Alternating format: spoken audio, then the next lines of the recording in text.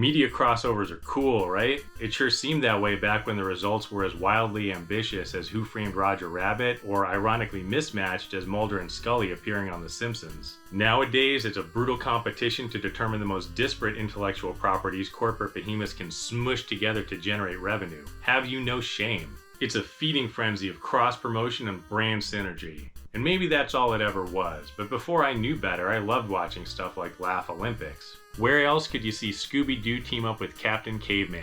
They had all my favorite cartoon characters who solved mysteries while shouting their own names. Captain Caveman! Franchise crossovers in video games were exciting too, in part because they were pretty rare. In 2026, you can casually play a Fortnite match of Vegeta versus Xenomorph. That was actually a blind guess, but yes, they are both in Fortnite. Whereas once upon a time, such things were unheard of. I don't know what the first video game crossover was, probably some obscure computer title from Europe or Japan because they got all the wackiest shit. Just look at Konami YY World. It was a 1988 Famicom release featuring licensed characters alongside stars of previous Konami hits. As far as I know, this is still the only game where Mikey Walsh from the Goonies fights Dracula to rescue Simon Belmont. Unless they're all in Fortnite, I don't fucking know. I'm afraid to look at this point. But we did get some quality games during the NES era where characters from different series joined forces. The one that sticks out in my mind is Battletoads and Double Dragon, because it shouldn't really work, but it does. It's not as if there was decades of lore and backstory to mess up here. The Toads beat the crap out of bad guys in space, and the Lee brothers do the same on Earth. Was it necessary to have them together in the same game? No, but it doesn't feel forced, and it's fun to play. Comic book crossover events were going absolutely nuts around this same time. Things we'd only dreamed of and argued about with our friends, like Aliens vs. Predator, were now reality. Another schoolyard dream fulfilled was the publication of RoboCop vs. The Terminator. In a 4-issue 1992 miniseries, the two Mondo metal motherfuckers of action sci-fi went head-to-head for the first time.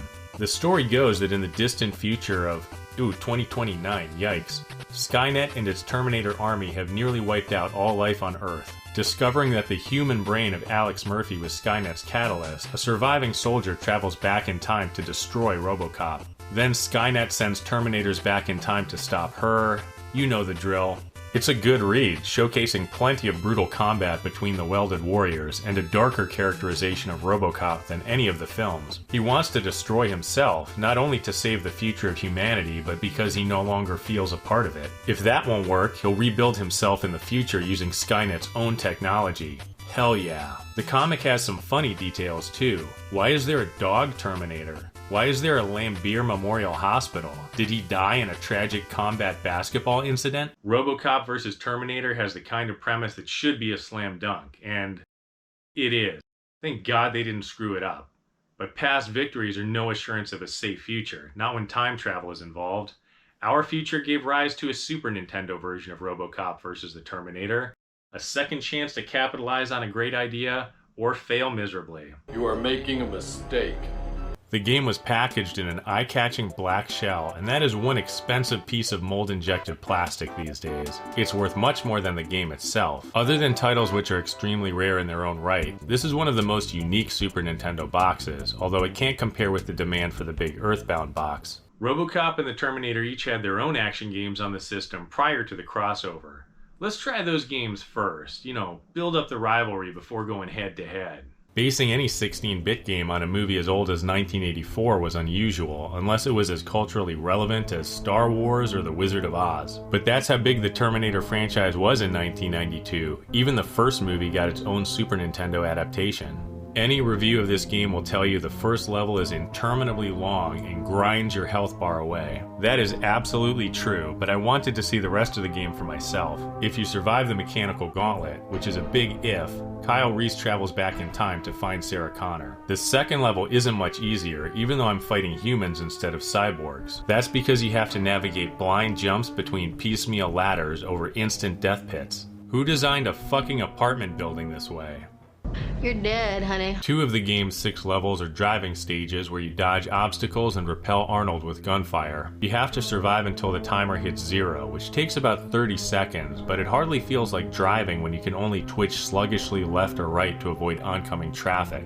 In level 4 now, is the game bugged? My gun doesn't work, I can only punch. This is the police station, which apparently means you start with 0 ammo. Until now, I had unlimited ammo. You're changing the rules on me. These cops are definitely using cheat codes because bullets just bounce off them. Sarah is hidden behind one of these doors, but from what I can tell, it's not random. Although you can open them in any order, you have to open all of them, and she'll be in the very last one. The final level is an auto-scrolling boss battle. What am I doing? Baiting the Terminator towards the hydraulic press like in the movie? Okay, but when I get to the end, I'm the one who's trapped. What you need to do is go upside the Terminator's head with a lead pipe. It doesn't slow him down much, but if his health is low enough at the end, Sarah tosses you the pipe bomb to finish the job. At least Kyle won't have to worry about paying child support. Sarah doesn't give a shit anyway, she just stands there and the game ends. If you have the patience to work past that tedious first level, there's a somewhat playable game here. But there are no passwords or continues to help you. They really didn't want you to beat this one during a weekend rental. The Super Nintendo incarnation of Terminator 2, Judgment Day, is infamous in its own right. The Terminator looks like a dweeb, the controls are clown shit, and the gameplay is consistently frustrating. Chill out. Dickwad. Level 1 may not be as unforgiving this time, but steering the motorcycle feels worse than anything in the first game. In the later levels, I can almost detect the contours of intentional game design, like when your objective is to protect John or Sarah Connor, or simply avoid the T-1000 as much as possible.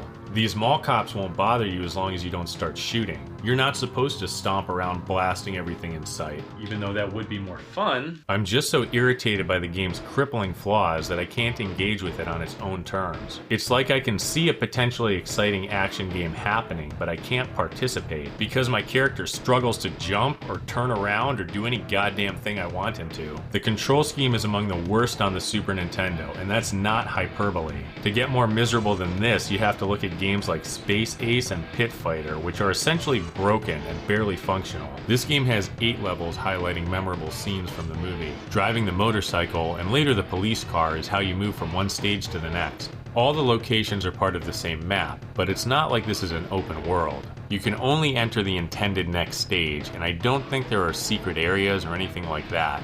Dying at any point means restarting the entire game, so there's no room for error and no time for practice. The chase sequences in Terminator movies are legendary, and of course you'd be compelled to include them in a video game version, but if this is the best you can come up with, then please don't bother. Finally, you make it to the steel mill, if you haven't already said hasta la vista to your remaining shreds of sanity. You have the minigun at this point, which is a much better weapon to deter the T-1000 and other Terminator enemies which are present for some unexplained reason, but this place is a bewildering maze. Raw firepower isn't going to help much. After knocking the T-1000 off the platform, you have to go down there and fight him while he's melting. I'm shooting at molten metal with lead bullets, really not sure how that's supposed to do any damage, but at least the game is over. Arnold disappears, implying that changes to the timeline erased his existence, or the developers didn't have time to animate a proper send-off.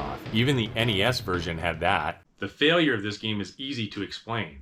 It should be fun to play as the Terminator, blowing shit up with ruthless efficiency and deadpan one-liners. It should be fun, but it is not. Not at all.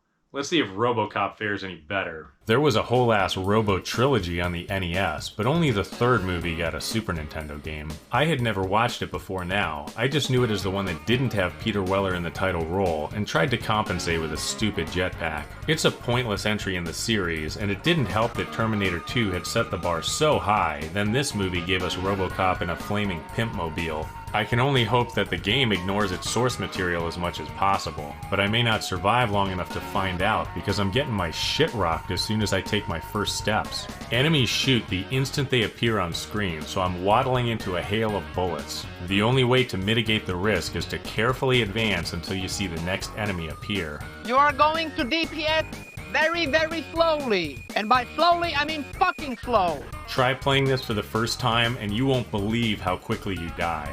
5, 4,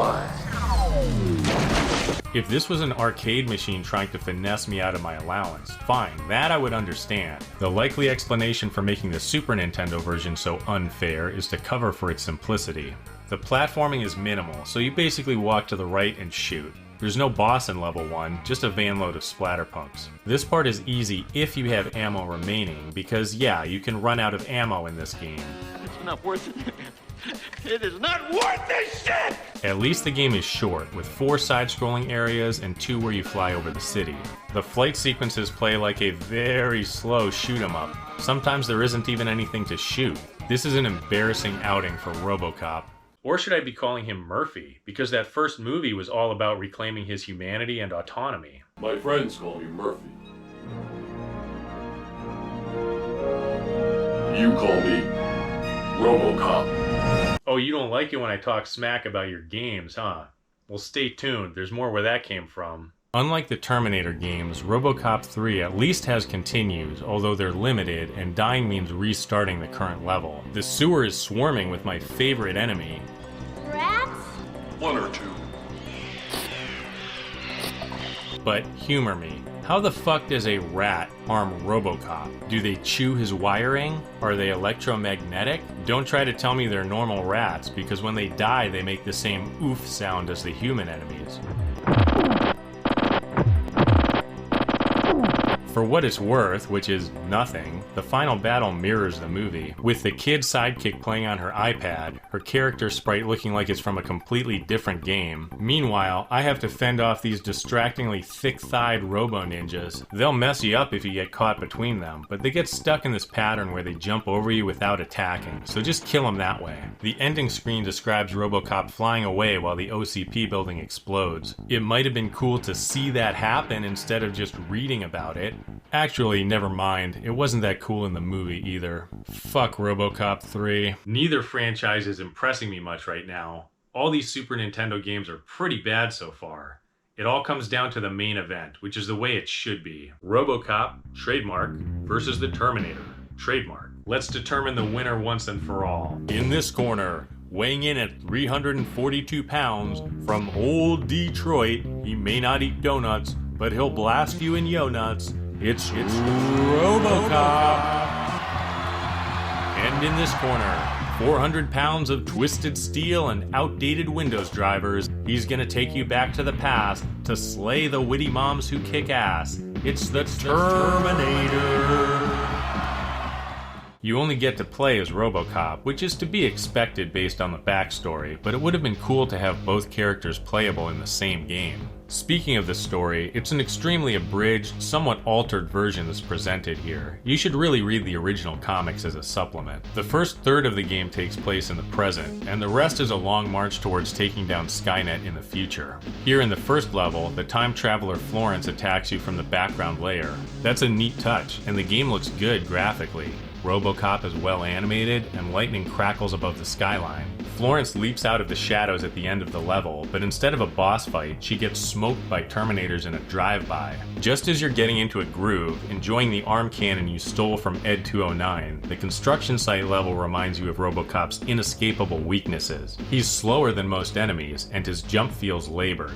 That leaves him vulnerable to both incoming shots and environmental hazards. This is another game where you'll have to proceed with caution to make progress. I know. RoboCop is inherently slow as shit, and he spends most of that third movie knocked flat on his ass. But is loyalty to source material necessary when it actively degrades the gameplay? This is science fiction. Just pretend he got a speed upgrade or something. Help me out here. One thing you can pick up is health refills, but I've never seen such a bland item representation. It's literally a gray square to match the slots in your health bar. Usually you're collecting something thematically appropriate to the game. Battletoads eat flies, Ninja Turtles scarf down pizza, and in the NES game RoboCop drank bottles of pee. But here he just sees gray square and thinks, oh my, yes, yum yum yum yum yum. In the future stages, Terminators become the standard enemies, and this is where the experience starts to go downhill. It's cool that the Terminators can jump, climb, and follow you around. Despite being machines, they're less mindless than most video game foes.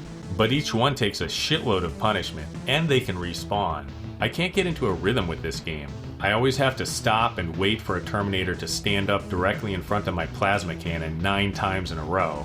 I guess they're not that smart. But don't worry, the gameplay isn't only boring, it's also hard.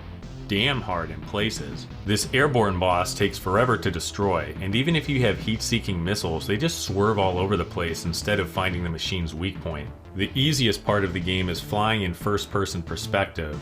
There must be a law that all of these games require a level where you drive or fly around just to waste your time, and underlying it all is a soundtrack of bland synth music.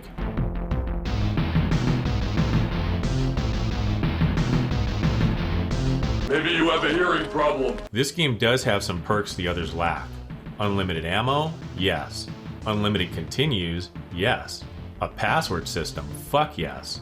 They're nice short passwords too. There's also a glitch you can exploit at will. Whenever you're climbing a ladder, hold the X and A buttons to climb infinitely high. You can use this as a shortcut in a lot of levels, especially the ones with vertical layouts. After downing about 5,000 Terminators, you finally reach Skynet's CPU core. The small boss chamber works to your advantage because this electric face can't really escape your line of fire, but it absorbs so much damage.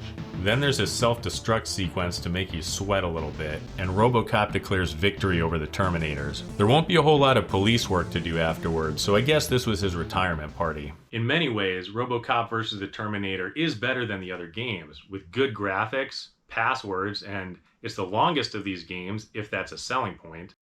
I don't recommend any of them, but in terms of which is simplest to pick up and play, believe it or not, it's the first Terminator game. For the simple reason that Kyle Reese can fucking run. He can move in a straight line at a reasonable rate of speed.